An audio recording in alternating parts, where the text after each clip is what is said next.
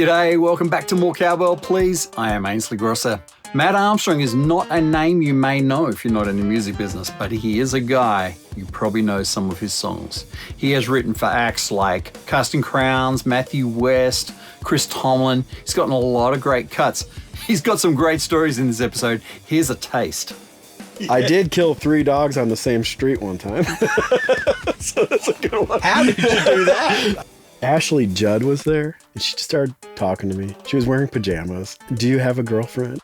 I was really depressed. I was in a bad way. I think it kind of sent like a shockwave through my body of like, oh, I can do this. All right, I have banked some great episodes. I've got Nathan Nockels coming up next week, and the week after that, I've got Prince Muller. Nathan Nockels, who's a producer, did like 20 albums with Passion. He is the husband of Christy Nockels, who you may know. We did a great podcast. I think you're going to really enjoy that episode. Then after that, something else exciting. Prince Muller, a producer and songwriter from India in the Bollywood world. He's also a very strong believer. What he has to say is pretty profound. I think you're going to enjoy that episode too. Please subscribe. I'm getting close to the 1,000. Coming up after that, I've got something really big in the works that I am so excited to share with you. Without any further ado, let's get into it. This is Matt Armstrong.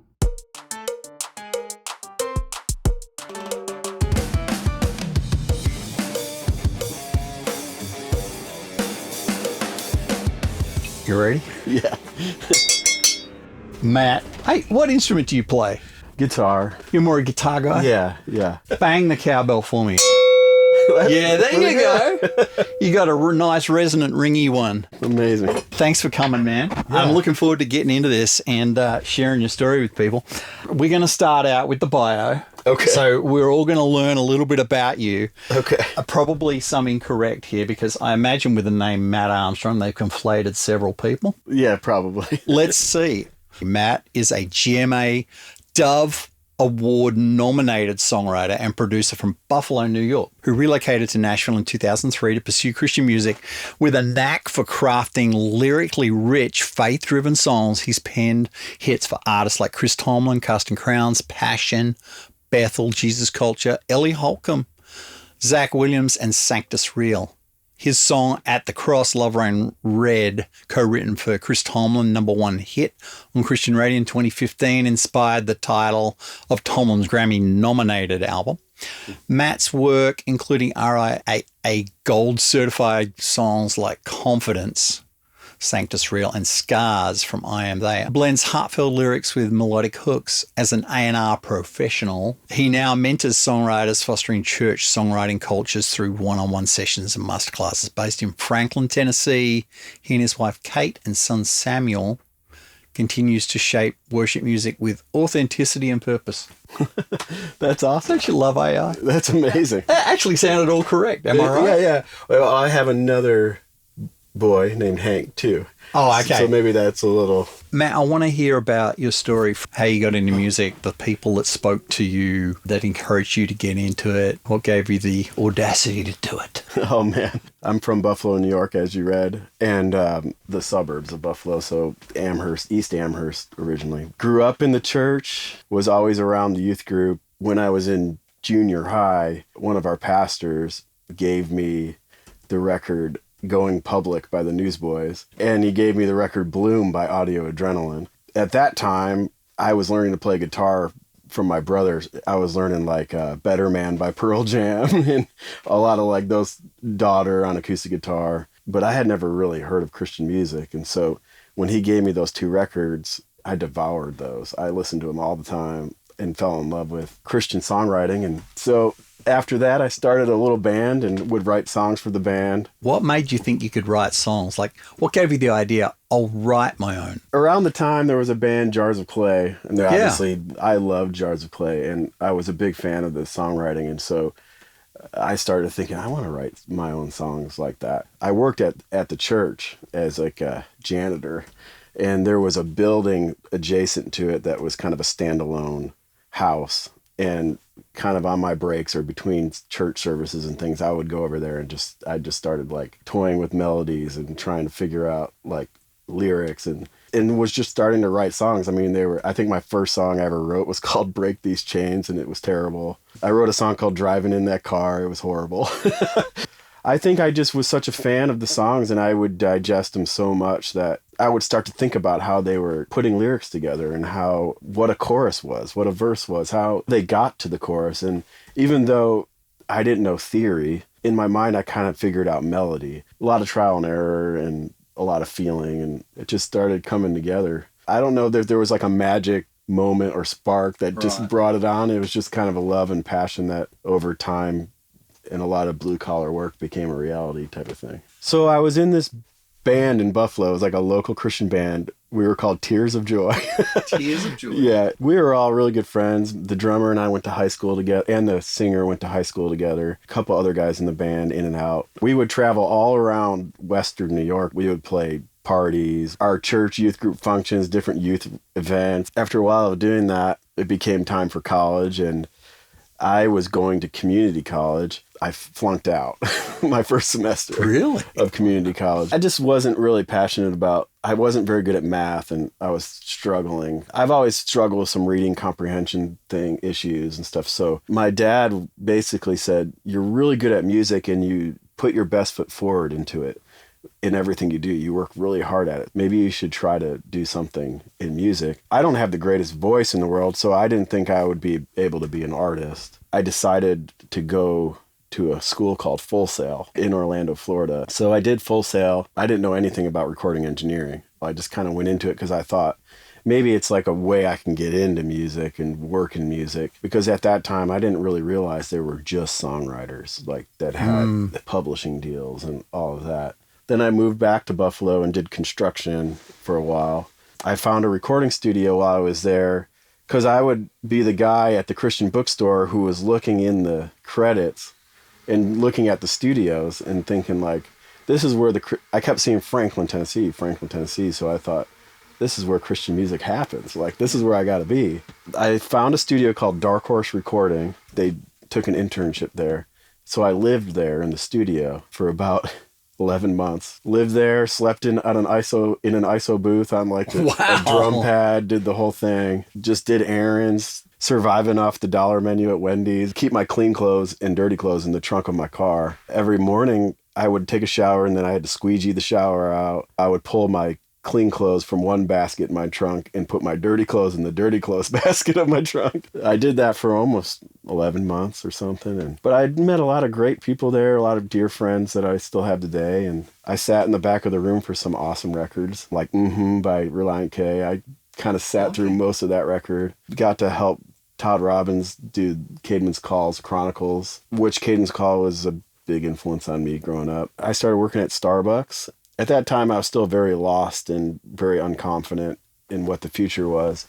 While I was at Starbucks, I met a producer who ultimately led me to Ed Cash. Was my hero growing up because I was a big Bebo Norman fan. I loved a lot of the records he worked on at the time. I went out and hung with Ed one day because his assistant had left. I just basically did an interview with him, and he asked me if I could help him with something the next day. So I came back the next day.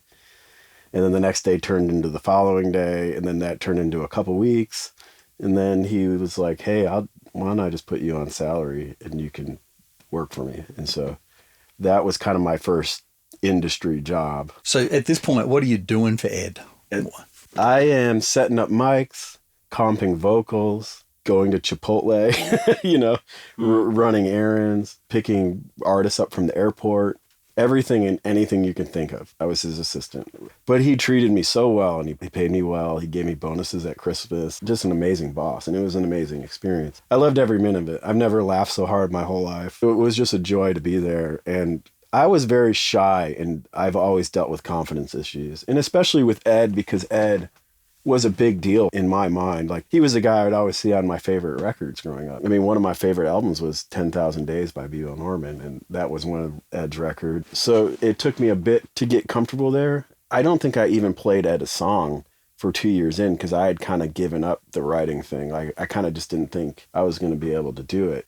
So you weren't like writing in your own time at this point? I wasn't writing in my own time. I had kind of let go of the dream or the passion of it. I didn't think it was a possibility for me because I wasn't trying to be an artist. Obviously, there's some gaps here, but I started reigniting my passion in it because a songwriter named Chad Cates came to the studio. He's just a songwriter. And Michael Farron had a band called Pocket Full of Rock. Ed was working on their record. One day, Chad just came to the studio and was just listening to the song and just being like, I love where this went. I love where it's going. And I didn't know who he was because he wasn't there tracking or anything, the record.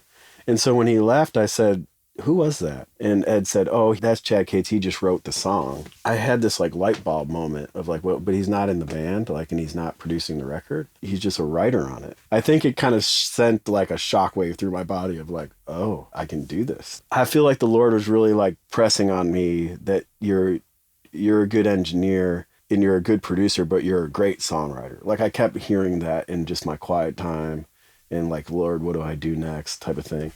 And so I started reigniting that passion in me again. And I would go home and write songs again. I would write them in my free time, and I would get buddies to sing on things that I was doing. One day I got the courage. I put like 5 of my songs on a CD and I gave it to Ed. And a couple of weeks later, he was like, oh, okay, I didn't know that you were interested in songwriting. I'm glad I have something I can pour into here. Let me listen to him. And like a couple of weeks later, I was comping vocals or something, and he came like busting in the room and was like, where have these songs been? I didn't know you could write songs. Some of these are really great, awesome choruses and potential here. He was very excited, and so it got me excited, like, oh, okay, maybe there's something here. And then Carrie Job, she was just coming out to Nashville to work on her record that had Revelation song on it. And she was writing at the studio. Ed would say stuff, that's a great songwriter. Like, so Carrie started asking me, like, well, what do you think? Of course, as Ed's assistant, I didn't feel like I could answer. And I didn't know where the line was, so I didn't cross the line. I just kept going home and still writing. Eventually, 3 out of 5 of those songs ended up cut. There was a song called Always Enough that was a full song, but Ed said, hey, we got to get rid of these verses. I was really good at writing great choruses, but my verses were kind of dreamy. They were very folkish, like Bebo Norman style songs, which I love that stuff. But Ed was like, if we're going to get this cut, we might have to try to reapproach the verses. So he kind of stepped in as a songwriting mentor and was showing me how retooling some of the ways I thought about things. He sent it to Mark Hall from Casting Crowns, and Casting Crowns ended up cutting that song on Until the Whole World Hears. That was really where my confidence started to grow, and I started to go, oh, maybe this is what I was always supposed to be doing. So what was the song called? It was called Always Enough. It was on their record back in 2009. It was my first cut I ever had. Eventually, 3 out of those 5 songs ended up getting cut. Chris Tomlin cut one of those songs on Burning Lights called Countless Wonders, and Aaron Shoes cut one. I think Aaron Shoes cut one on one of his records there. So it ultimately led Ed going, hey, like, let's do like a publishing deal together. And so I signed a JV publishing deal with Ed and Brentwood Benson at the time. And that's really how I got into this whole crazy adventure. Yeah. So you're still working for Ed, but writing as well? Did the assistant role? The assistant role ended when like songwriting started going decent for me and working. Ed's brother, Scott, started working for him, and I was kind of in a place where I had an advance now, and it was just time for me to pay more attention to the writing thing daily. I just dove into songwriting full time, ended up kind of in multiple deals over the years. I've kind of been signed to every publisher in town over the last 15 years. Or our friendship never ended, obviously. Ed and I write together, and just he always listens to things I send him, and he's been my biggest mentor in getting into this crazy universe. I've been doing it ever since, really. I'm just wondering, have you got any funny moments, embarrassing moments? Yeah. Come on, give me some stories. When I was an intern at Darkhorse, Ashley Judd was there. Oh, yeah. The actress. And she was working on doing voiceovers for a movie with Morgan Freeman in the studio. This is very embarrassing. While she was there, I was in the kitchen washing the dishes. As you do as an intern. You clean the dishes and stock the fridge, as well as doing session work and stuff. But Ashley came into the kitchen while I was washing dishes, and she sat up on the counter next to me, and she just started talking to me. She was wearing pajamas. I was 22, and I was kind of sitting there like, why is this famous movie star talking to me, and I was nervous, you know. So she's asking me all kinds of questions. What's your name? Where are you from? Blah, blah, blah. Just, oh, sweet of her. Do you have a girlfriend? Like all those kind of things, which what is happening, you know? I was just nervous, and then my boss came in and looked at me like, what are you doing? You know, what are you doing? Like, why are you talking to the clients, you know? And so then I got even more nervous. And so he comes in and he stands next to me, and I kind of move away from the dishes and just playing it cool. We're all kind of casually talking, but I'm very nervous because I'm like, am I going to get in trouble? Like, what, you know, what's going on here? And so I go to the fridge, just trying to play it cool, and I grab a can of Dr. Pepper, crack it open, and just standing there. We're all standing there talking. She's like, from me to you, and he's right next to me. My knees are twitching, shaking, like I'm nervous. And she starts giggling, and I look down, and I am pouring Dr. Pepper all down the floor, my pants on the floor. There's like a pool of Dr. Pepper. And my boss looks at me and starts cracking up, and I get embarrassed, and I just put the drink out and I walk away. I just left the situation, but like trying to play it cool, and I end up just completely embarrassing myself. I was in a session one time, and the artist came in. He wanted to write a song about like pollution plants and stuff. Like he wanted to write like a protest song, you know? Oh, okay. We don't write those kind of songs, you know? We write for the church, and we write Christian songs. We don't know the first thing about a protest song, you know? And so I'm sitting there in the middle, like kind of quiet, and they are just, it's just getting awkward, you know? He reluctantly wrote this other song with us, and we wrote it so fast. It was so embarrassing. Yeah. I did kill 3 dogs on the same street one time. So that's a good one. How did you do that? So after I first moved to town, I was living in this little house on Franklin on Adams Street. There's like a road that goes along to it, and it's probably throwing myself under the bus. It's just this like quiet street with oak trees, like thick oak trees, and it's not really well lit. Obeying the law, going the speed limit, not kidding at all. One night I was driving home, and it was dark. A dog ran out from behind the tree, and I hit it. I got out of the car, and I think I was 23 at the time, and I went up to a door of this house, and I knocked on the door, and they came to the door, and I said, I'm so sorry. I think I killed your dog. And the lady said, well, it's not my dog. And as she said that, I heard a crew of people with flashlights coming around the corner, calling out a dog's name. And no. Yeah, and I thought, oh, man, this is their dog. It's got to be. And they came up to the car, and they're like, there he is. Well, I don't remember the dog's name. I'll just call him Fluffy. And I came out, and they were like, who did this? And they were real angry about it. And I came out, and I said, I'm so sorry. That was me. I didn't see him. Came out from behind this tree, and I just couldn't stop in time, you know. And they were like, well, it's not our dog. I kid you not. It's our grandpa's dog or whatever. And the owner comes around on one of those wheelchairs, like in a wheelchair. I was like, I just killed this handicapped grandfather's dog. And oh no. So I was really apologetic, and they were like, well, would you come to the funeral for the dog?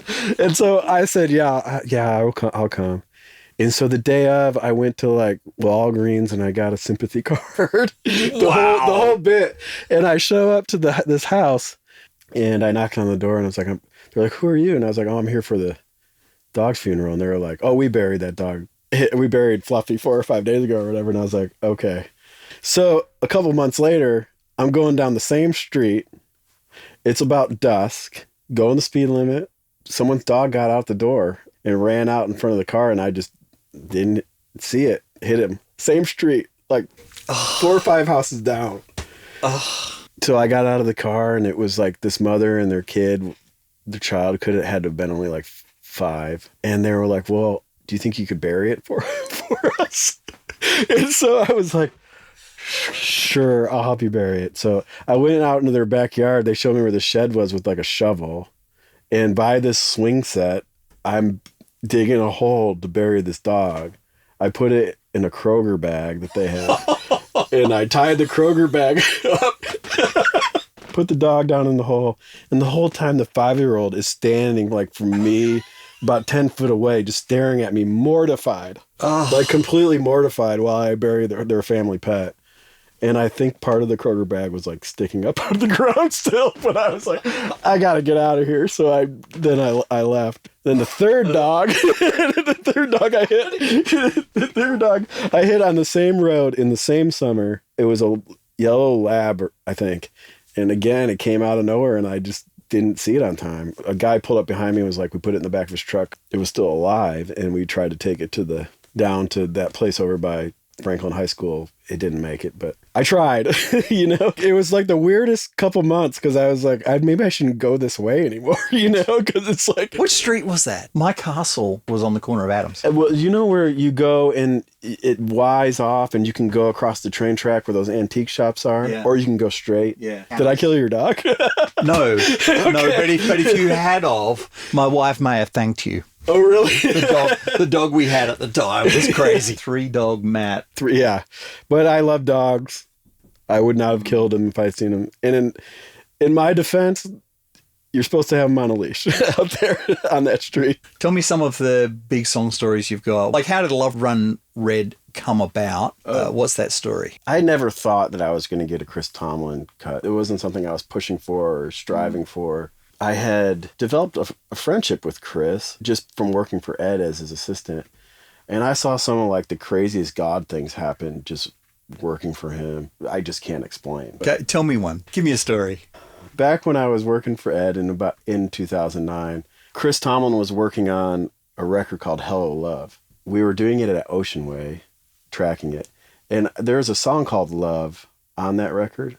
So for like a month before we recorded this, Ed was doing like pre-production on that song and other songs. It was very African style, djembes, like percussion, heavy percussion, triangles, like the whole bit. Like, and it was amazing. Just watching him work is like, it's unbelievable. He's so talented. But the whole time he kept turning around to me and going, what would be really cool on this song is an African children's choir. And I was like, yeah, that'd be cool, but where are we going to find that in here, So we'd keep working on it, and, weeks would go by, and he would bring it up like at least once every other day or, twice a week or whatever. And I just kept going like, I just don't know how that's going to happen. So on Monday, we went to Ocean Way, set up. I believe that day or Tuesday, they tracked the song, Love.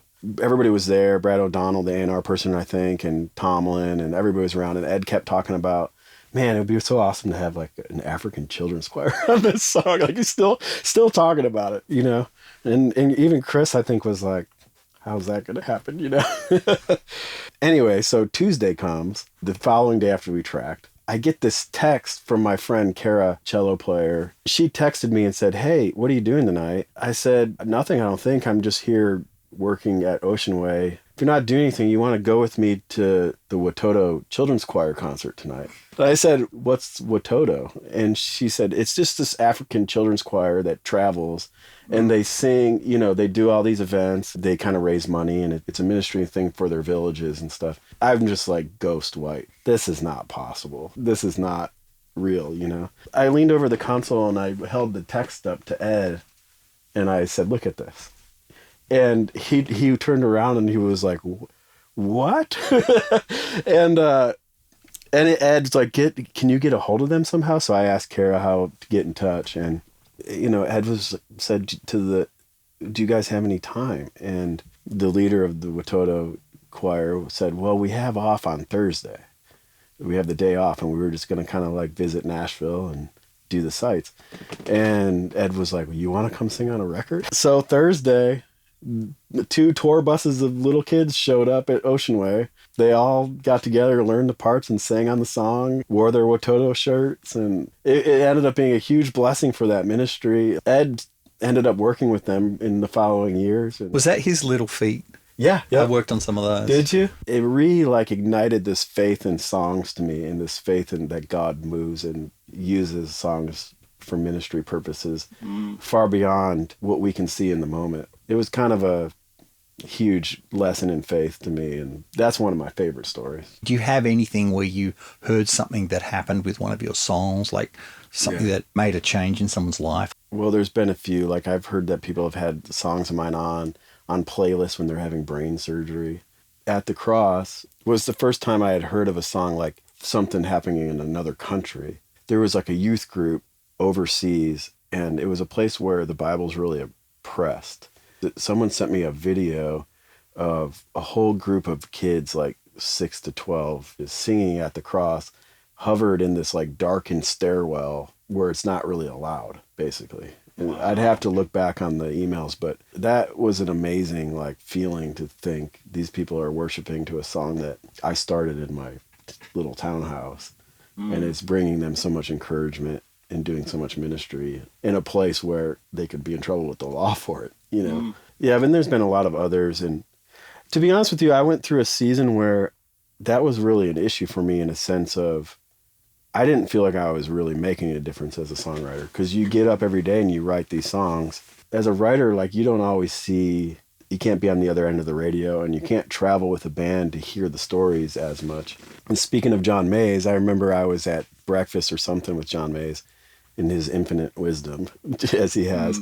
And he said, I think I was like complaining to him about it. I get a little down thinking like, I don't know if these songs are doing any, like, should I be actually doing something more physical with ministry or just, right. John said, I think that one day when you get to heaven, you're going to be shocked at how many people walk up to you and say, I'm here because of that song. That did something to me. When you're writing all the time, you don't think of songs as ministry tools, but the first time I heard ministry when it comes to songs really changed my life too. That first song that I had cut with Casting Crowns, Always Enough, one of the first texts after they got the song, and Mark Hall said, this song is going to do a lot of ministry. It changed my perspective because I was like, oh, yeah, this is a tool. It makes somebody emotional and it encourages people, but it also redirects people. The power of melody and also preaching, even more than a Sunday sermon, can stop somebody in their tracks in their car, you know, in their daily decisions, or it redirects people back to Jesus. Songs are little ministry pieces. They're little things you send out to the world. And it's a big responsibility. Well, to get that text from Mark Hall's big because he doesn't have much time for entertainment. He's all ministry. I mean, he's so focused. So you've worked with Ed, you get into the songwriting thing, you go through a few publishing deals. Yeah. How's it actually going? Are you funding your life? Is it working out? That's a good question. Tell me about your career journey. You're a gambler in a way. It's not like you write a song, you get a cut. You put your wares out on a table and somebody has to be interested and buy one of them. The weirdest world ever. I think I've been blessed to have this sustainability as far as I'm a saver. I'm an investor. I'm very conservative with money. I don't know if maybe that's my dad drilled that in me because he was like that. He always taught me the value of $1. And my father-in-law will say it's not how much you make, it's how you use it. I think over the years, I've just made decisions based on that thought process. The Lord's taken care of me. I'm not in any debt. I don't really credit to me being some super smart person. I've been able to step into some decisions that were hard at first. Now it's afforded me the ability to do this thing. And my wife works too, so that helps. Tell me about the ups and downs. If you can remember a period that was rough that you thought, what am I doing? I can remember a lot of periods like that. You mean like right now? Well, you know, how do you get out of it? I go through that cycle. Like there is a calendar cycle in this. There is. Absolutely. You know, with the season, Christmas, you know, there's times of the year that are busy and there's other times where you're thinking, what am I doing? Do I need to go get a job at Lowe's or something? You know? Yeah. I mean, and there's seasons where like songs that you're writing just get single to radio and they flop. They just don't do well. Like, and there's seasons where they do. You know, sticking to the calling, I kind of riding the desert seasons. We all have this like crazy belief that there's always hope ahead. It's kind of blind hope, I think. Changed a lot when I had kids because it's like, okay, I got to bring my kid to daycare and I'm paying for this. Like, so I got to make today matter. There's been stress in that. I had a season in 2018 where singles were doing really, really well for me. It was sustainable. Like we were able to make some great moves with the money. And 2020, even I was still riding high from some of that. You know, a lot of people were struggling with COVID, but I was still making money from the years past. And then 2021, it went into a drought. I had a couple singles that didn't work. But then around 2022, I sold some songs in a catalog And so that put me in a position that helped our family. These ups and downs of like just making moves, understanding the season you're in and praying with a lot of faith, stepping into things sometimes with only faith, just believing that the Lord has you in this for a reason, and the songs you're writing right now are going to provide for the next season, you know. I had a song I wrote in 2017. I just wrote this chorus at Jim Warren Park and sung it into my phone. Just loved it. I used to sing it in my quiet time. I'd sing it to my kids. This was a little hymn chorus that I just loved and tried to be written and rewritten over and over again.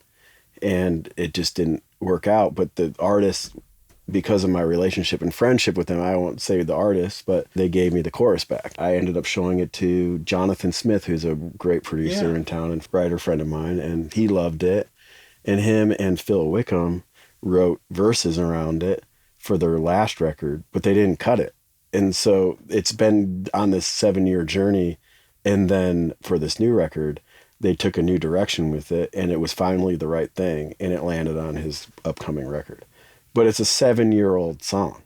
Like it's a derivative work at this point. So I just feel like we're kind of in this season of planting seeds and believing that they're strong seeds, you know, and it's going to eventually bloom. Can you number the songs you've written? Could you say I've written 1,000 songs? I would guess like 150 songs a year, 1,500 songs. Would you hit miss ratio? If you get one song cut out of 20, are you happy with that? Because I don't know the songwriting world at all. How much work you put in to get one that cuts and does okay? When I was a young writer, I would hustle. So I was writing twice a day.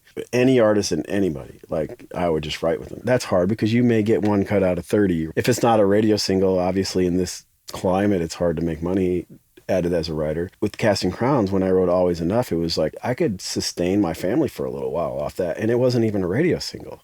Right. But nowadays, it's not that way anymore. Streaming doesn't pay as well. I think back in those days, I would write a lot. But in this new season, I've gotten to a place where I've been able to have a little freedom. I feel more and more peace about saying no. So I really only maybe write 3 days a week now.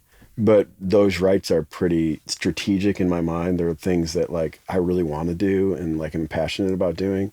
Well, and that have a higher chance it's going to be taken seriously. Exactly. In the last couple of years, my cut ratio has gone up, not down. And I think part of it is because I've afforded myself time. When I walk into writes, I'm ready. I've got ideas. I feel fresh, ready to go. It's a big difference between walking in that or walking in burned out because you just wrote another song at 10, you know. I've kind of learned to take the time with the artist and make it a whole day thing. Like we write a song in a day, we go get lunch. Like I stay around, help with the gang vocals, like just help make sure that everything's dialed in on the demo, and then I leave, you know.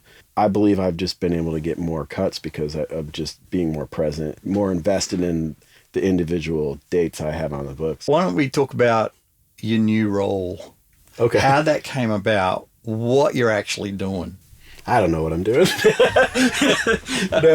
I relate to that because when I first came to the US, I was bought by the Smallbone family to do A&R for their label. Oh, really? I've done concert promoting and playing in bands and all kinds of things in Australia, but Nashville's its a whole thing.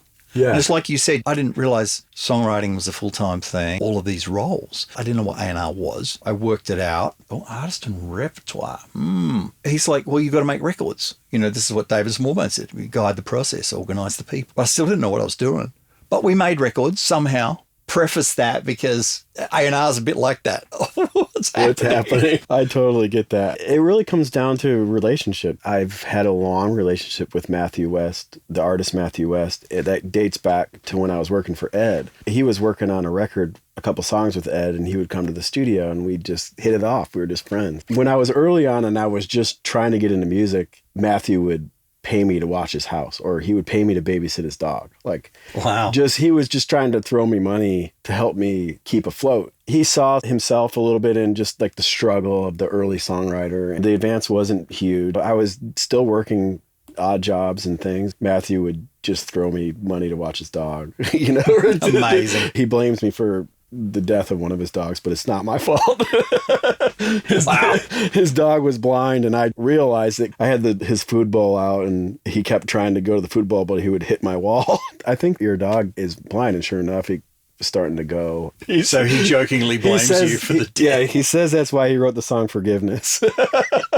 He's a funny guy, man. He's funny. Yeah, he's just heckling. But anyway, we became friends. I've always been kind of a connector of people and just a lover of talent. And I think as I became deeper into the music and starting to become more recognized as a writer, I just started having a passion for like developing artists from the ground up, like people that I saw diamonds in the rough because Ed saw a diamond in the rough in me. And it meant so much to me as a writer and just as a human trying to find his way in this whole thing life. It's not just about songwriting. It's about like good-hearted people. It's about people that love the Lord, that just want a chance to be a part of ministry. I just started wanting to do that for some of the people that I was meeting. And there was an artist named Cade Thompson who ended up signing to Red Street Records.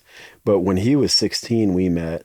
And it was rough. Like, he was very green. He sang a few things and he was nervous on the mic. But I just loved him. And I loved his voice. I thought, I really felt the Lord saying, you should work with this kid. Like, you should help him. I kind of developed him from the ground up. He's gone on to make a career at it. And he's a solid creative out in the world, like, talking about Jesus. That gave me so much joy inside. I think Matthew saw that, because Matthew and I would talk about him. And he was kind of helping, too, a little bit, going, well, what if you tried this or what if you tried that? Not all of those things worked out, but ultimately he's just been a joy to watch even today. And also there's been some key moments where Matthew's met some band members that he has that, like AJ Pruis, that didn't necessarily come through me, but were kind of through a series of events with people that I kind of connected dots. So Matthew was like, man, you're really good at this, finding talent. Everything that you bring me is stuck. Just awesome. Almost 10 years, Matthew's been asking me, like, hey, why don't you come do a publishing deal with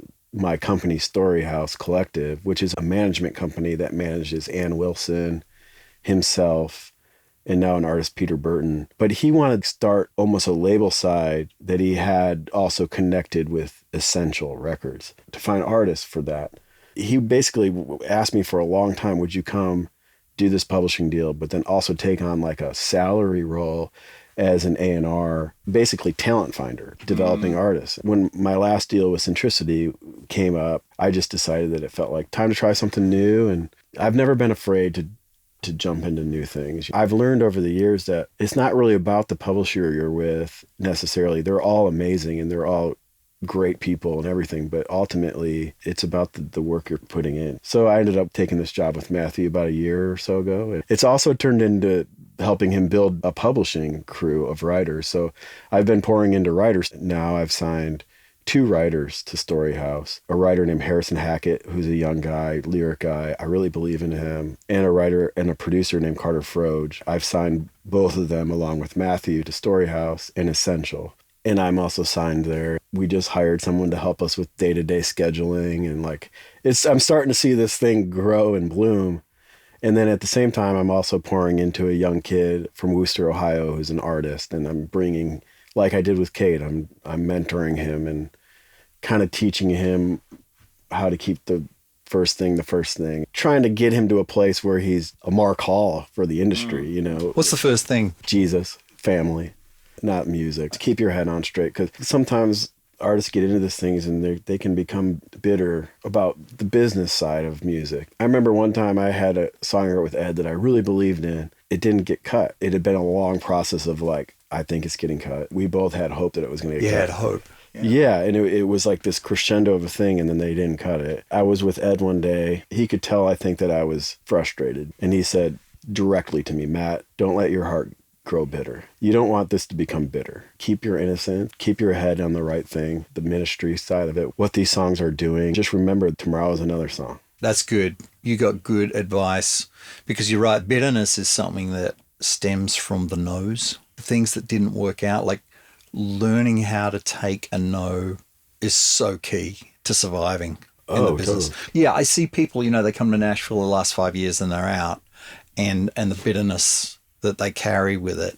Yeah. Oh, it's hard. Yeah. I always try to put myself in their shoes or their perspective as best I can. Yeah. And that helps me to go, okay, well, maybe they didn't cut this song, but this song that they did do is just a better song. And I can see why their label thought that, or their radio person thought that. I just got to write better.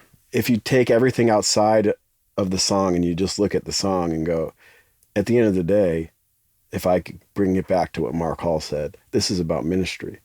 I want the best song to win because the best song is going to be the song that changes somebody's life. And if that's not my song, that's okay. It's hard to step out of your own way, especially when it comes to like paying your bills. I say this from a lot of fights within myself. I'm not perfect. Magnificent defeats, things that seem like they went really wrong and really bad, ended up being the pivotal moment. When I moved here, I was 22. I left Buffalo semi-reluctantly. I wanted to do music. I was passionate about it. But my life was there, and I didn't know anybody here.